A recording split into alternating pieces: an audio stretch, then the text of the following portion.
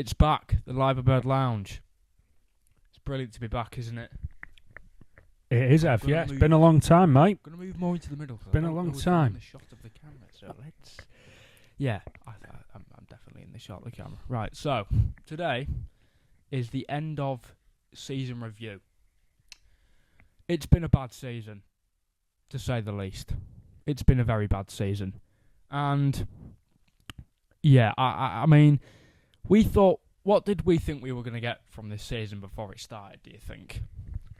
I thought we'd push on from where we were at last season, quite honestly. Very excited about this season at the start. And obviously that's just not materialised. It's been an absolute... It's been carnage. It's been an awful mess of a season, let's put it that way. Yeah. It has been a terrible season, and we've got a lot less from the season than we thought we'd get. I just never envisioned this season going this way, considering we won the league last season. I just never saw it going this way, and it has for some reason, which, I mean, obviously there's several reasons why. But first of all, I do have some bullet points to go through. So the first one is, going towards the end of the season now, we play our final game at Anfield and of the Premier League season on Sunday. Is there any likeliness that Arne Slot is getting sacked? From what I've been reading on social media today, it's looking more likely than I thought it was. I've seen several accounts, and of course this is only from social media, so you don't know how true it is, that have said that the hierarchy within the club have had a meeting with several senior players and have now changed their minds and decided that they're going to go forward without Arne Slot. I mean, obviously, I don't know, it feels weird to say I hope it happens, because he's obviously the manager of our football club, but he kind of needs to go. Like, I think everyone's lost the tether with him, to be honest. I think he's lost the crowd. Well, he's definitely lost the crowd. He lost the crowd yonks ago, and now I think he's lost the players. And when you lose the crowd, that is the beginning of, the end. But when you lose the dressing room, that's when it starts to get serious. Yeah, totally agree. The players don't look like they're playing for him. No. I think there's been a breakdown in relationships with some of the players, certainly. Mo Salah being one of them. Mo Salah definitely being one of them. I think Curtis Jones. Yeah. Chiesa, I would say. Yeah. Once the players stop playing for you, I think that's the beginning of the end then. And I do think that the players have stopped playing for him. I really do. Yeah. They just don't look like they know what they're supposed to be doing half the time. No. I don't know what the system is. I don't know what we're trying to do half the time. No identity whatsoever. So, yeah, I think you're right. I think he has lost the dressing room. I think he's lost the majority of the fan base. Mm-hmm. Not all, but the majority, I would say. So it's going to be very difficult for him to carry on, I think. And if we do not choose to sack, they'll put it in words of mutually agreed to leave. We all know what that means if we can read along the lines. If we do not decide to sack Arne Slot, is that going to be a massive mistake going into next season? I think so. I really do think so. I think we have to act now. We do, yeah. Give us time to get a new manager in well before pre-season starts. Give the new manager a proper pre-season. Give the new manager proper say in transfers in and out. Not go, let's give him 5 or 6 games of next season and see how it goes. And then that'd be terrible. Yeah. Then sack him. Then have to find a new manager, and you're already into the season, and you're already playing catch up. So I think if they are going to part with Jurgen Klopp, with Arne Slot, I think it has to be now. Yeah, I completely agree. I think the thing is, the people of FSG, I think they've got them certainly. I don't know if it's FSG more so or the sporting directors that that are the ones to decide if Arne Slot is going to get sacked. I think it's the sporting directors, but I'm not quite sure. They've been quite stubborn all season. Like, if throughout the season, if there's been any rumours that Arne Slot will get sacked, there's always been some confirmation after that saying FSG or the sporting directors will be sticking with Arne Slot going into next season. And a couple of weeks ago when I read that there will be 100, I mean, we don't know for sure yet because I think there is an under season, end of season review to take place after the Brentford game on Sunday. But from what I've read, if it is true that he is 100% going to be leading us into next season, I think it's a massive mistake from the club. And as you said, we will probably be playing catch up. I mean, there are multiple. There are a couple of choices. And again, as you said, if we're going to sack Arne Slot and get a new manager in, it has to be before pre-season.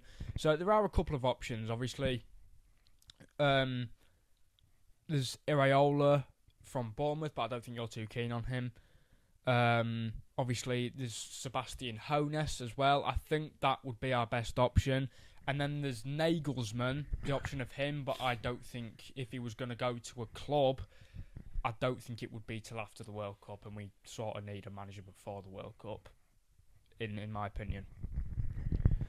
Yeah, we need someone who's established, not someone who's up and coming. That's not what we need at the moment. We don't need a project. We don't need someone who's showing potential. Like Iraola certainly shown potential. Yeah. We need someone who can appreciate the size of this job, which I think has been a problem with Arne Slot, to be quite honest. I think it's too big for him. I think it's too big a job. It sounds mad that we're saying that when he won the league in his first season, but I think that's muddied the waters a bit.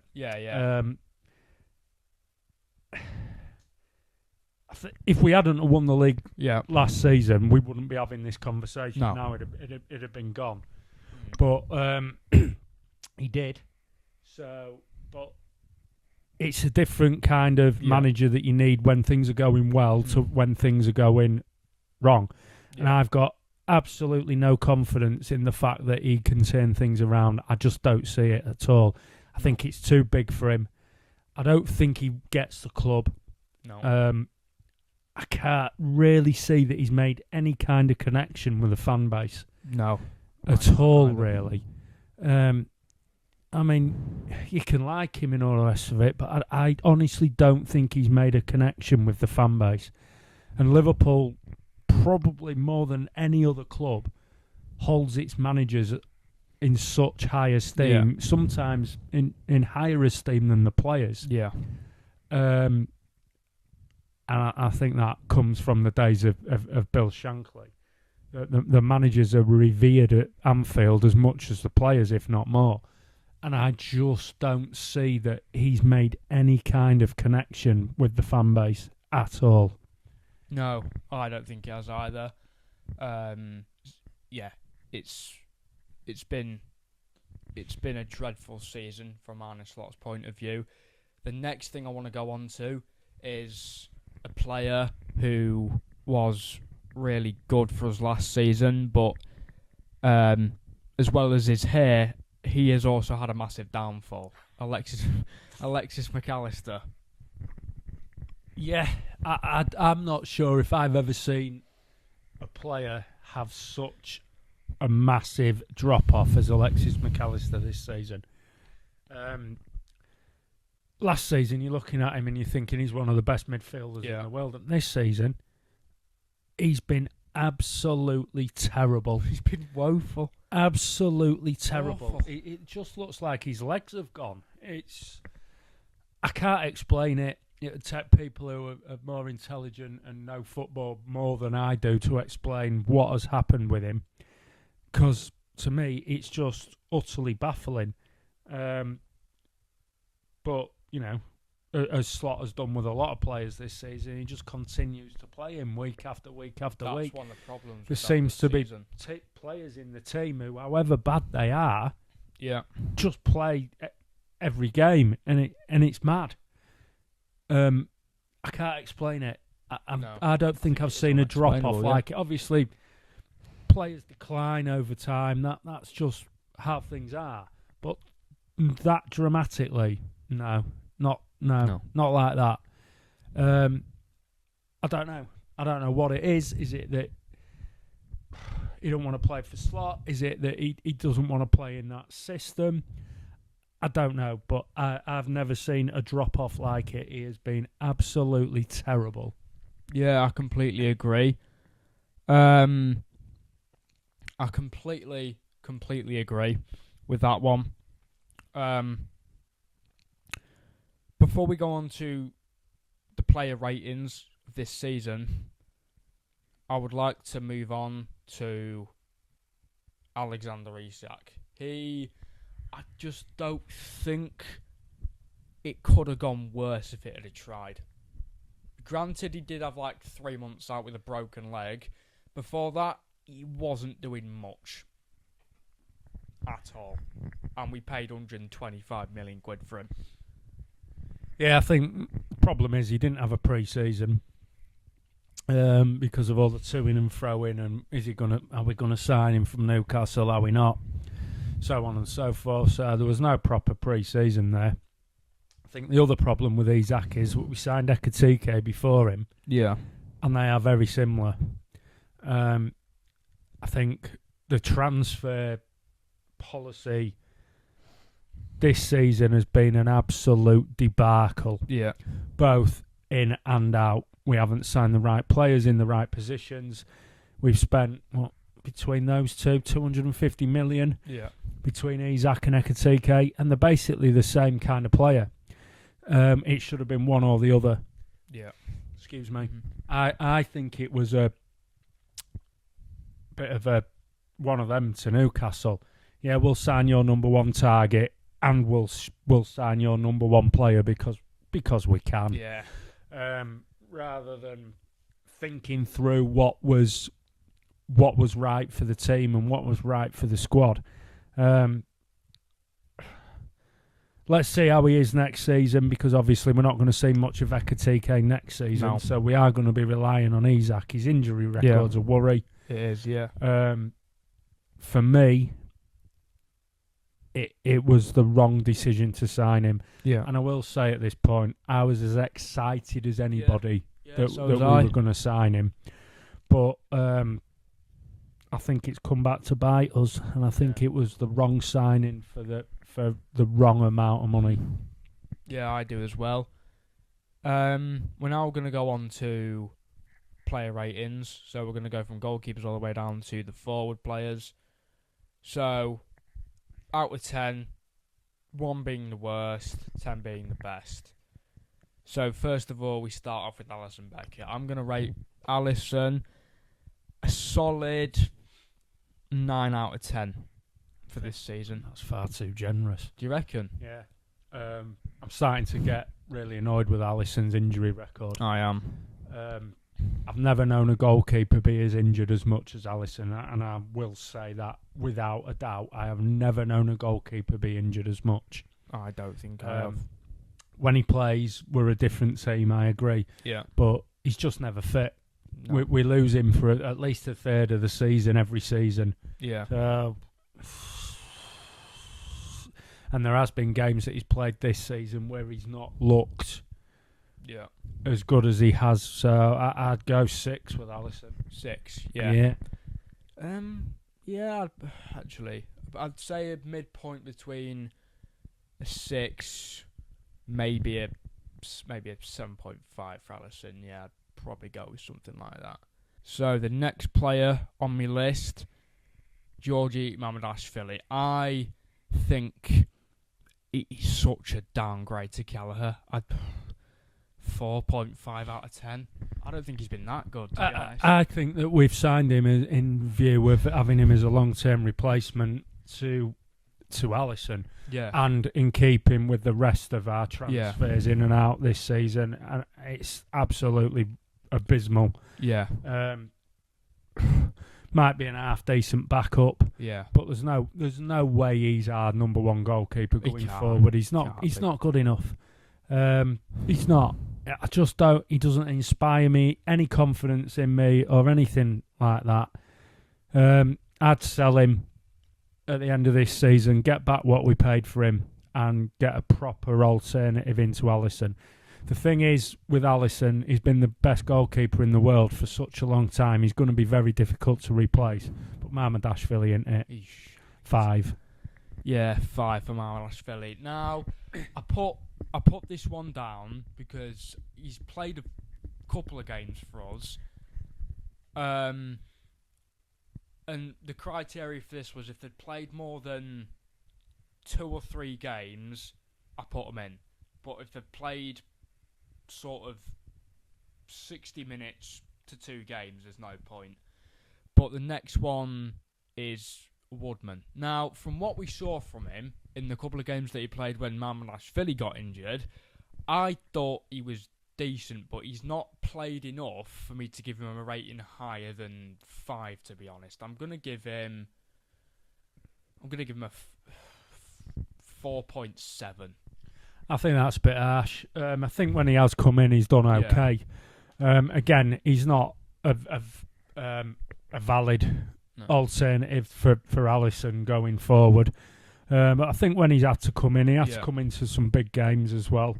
So he had to come on for injured Mamardashvili at I nearly said Goodison, at Everton. He had to play away at Old Trafford.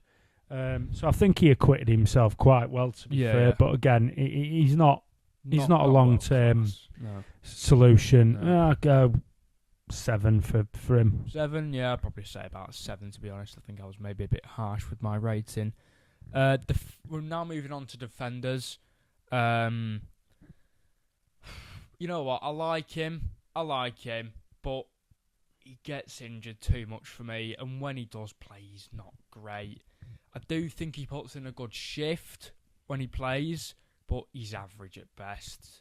Joe Gomez, I'm going to give him 6.4. Yeah, I agree with that. Yeah. You know, again, I don't think he's good enough. No. He comes in and he'll play anywhere and he don't moan and all the rest of it. And like you say, he puts in a shift. But the minimum requirement is that the players put in a shift. You've got to play pitch. He's just very accident prone. 6. Yeah. Now, I think there's been a lot of fans for this player that have been very harsh on him this season.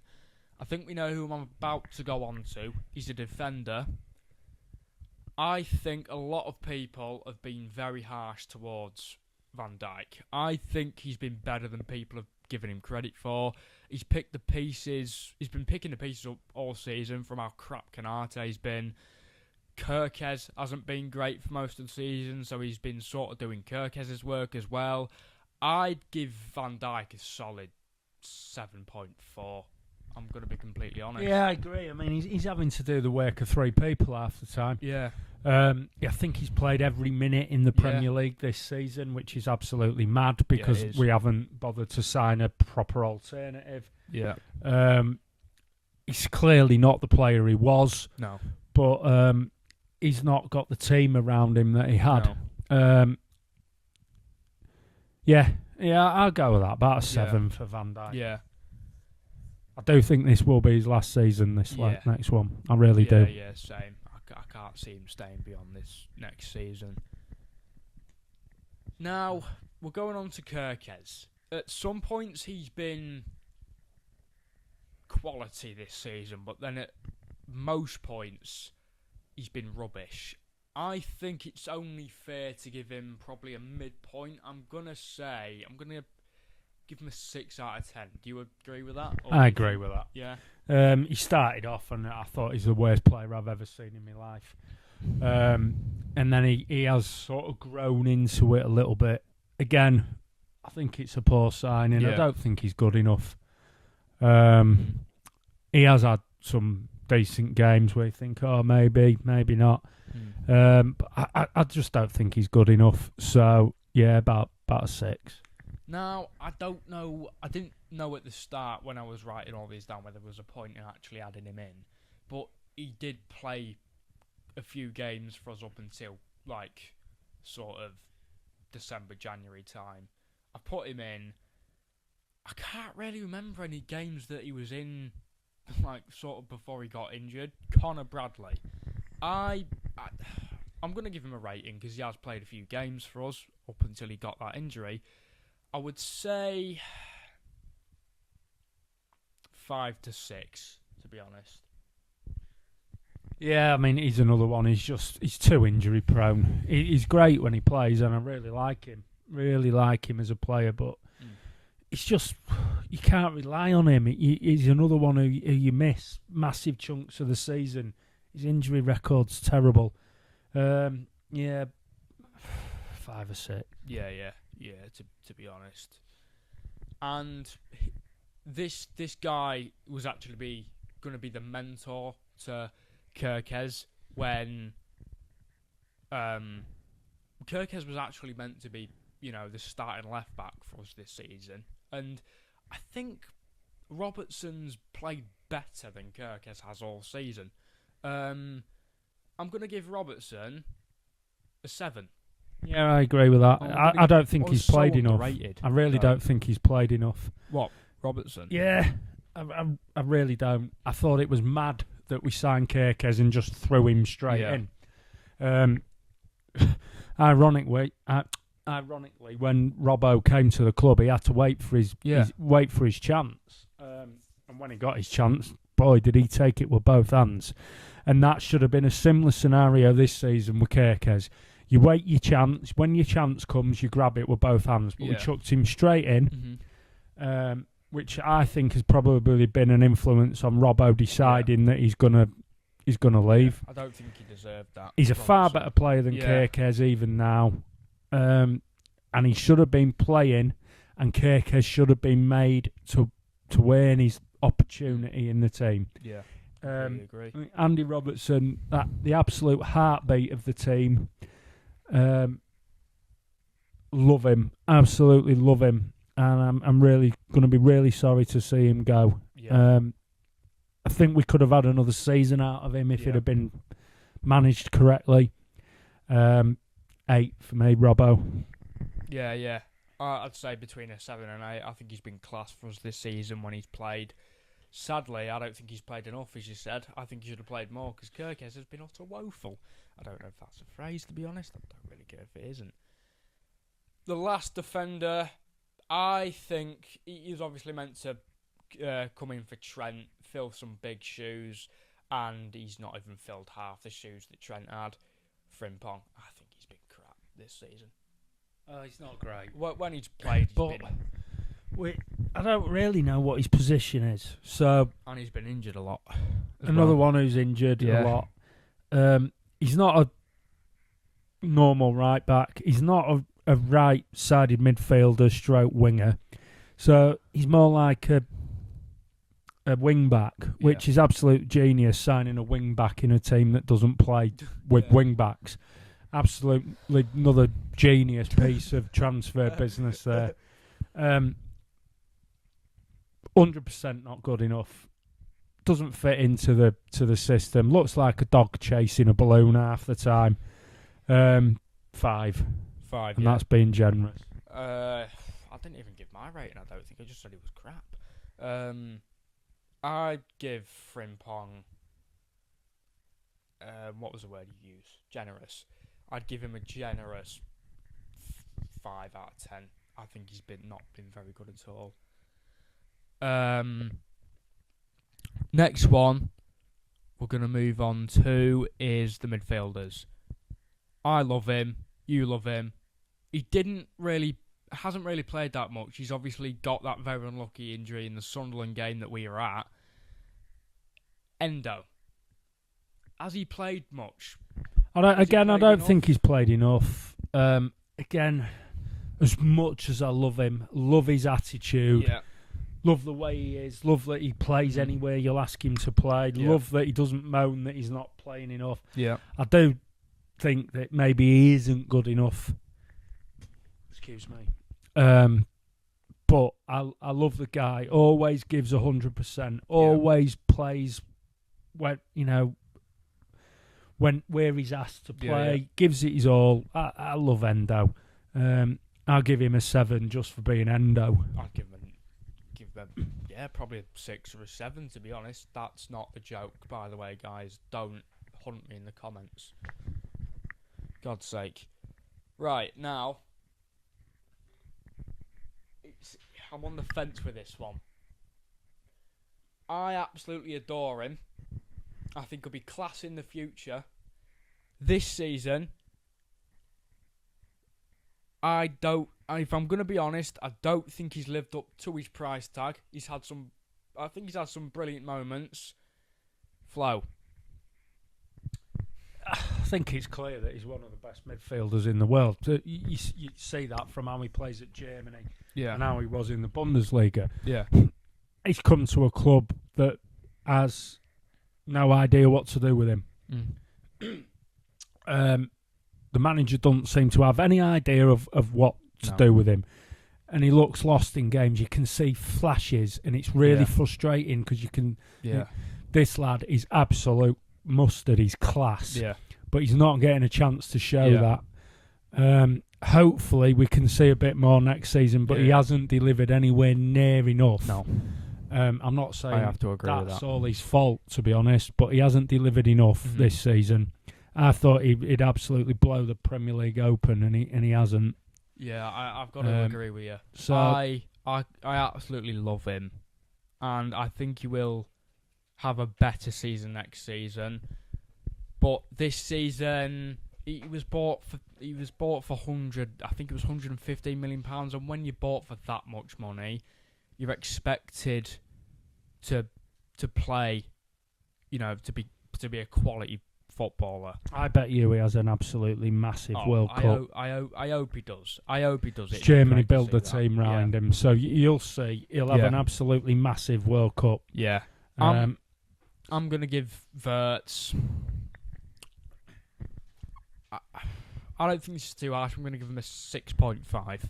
To be completely honest, what's your rating? I'll give him 6.57. I think. Do you reckon? Yeah, I think that's fair enough. Not too low, not too high.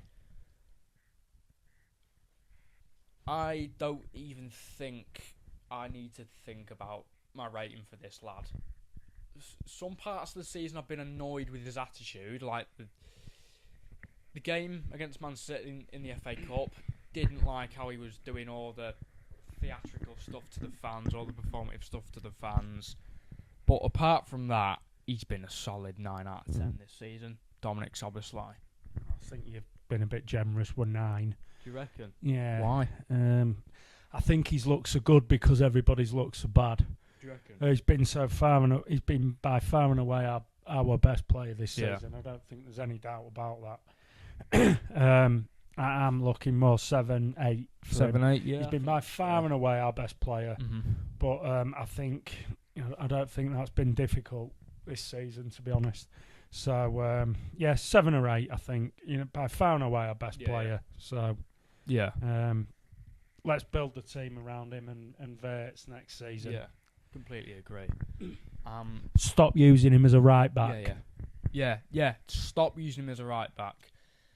Another one of Arne Slot's genius ideas. So, So the next player on my list, I think I love Chiesa, but we're gonna have to, cut our losses. He's got to go. I thought at the start of the season when he was getting time off the bench, I thought we're gonna have to play him more. We're gonna have to start him in games. But when he's come off the bench, he's just like further into the season, he's just done nothing. he's been average at best, really. I think it's a double-edged sword with him, though, because he doesn't play enough. So he's got no match fitness. You can't just bring him on with 10 minutes to go every game and expect him to do stuff. I don't think he's had a fair crack of the whip.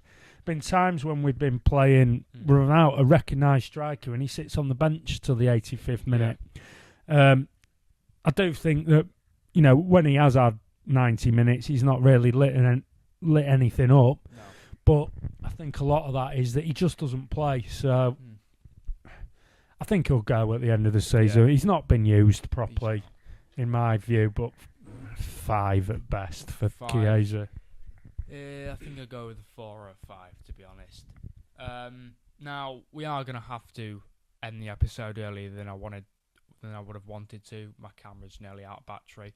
So, we are going to have to end it earlier than I would have wanted to. We'll have to have a part 2, Ev, because we've only got through so much of the squad, haven't we? So, yeah. We have to do it at the start of the next episode. Yeah. Anyway, guys, that's all from me. That's all from him. Thanks. Good to be back, mate. Please. Great to be back. Nice shirt, by the way. Really nice shirt, this. Yeah, really nice shirt. Yeah. Please, as I always say, like, subscribe, turn your post notifications on, and we'll both see you in the next episode. Certainly will. Looking forward to it. See you in the next one. Peace out, guys. Peace out.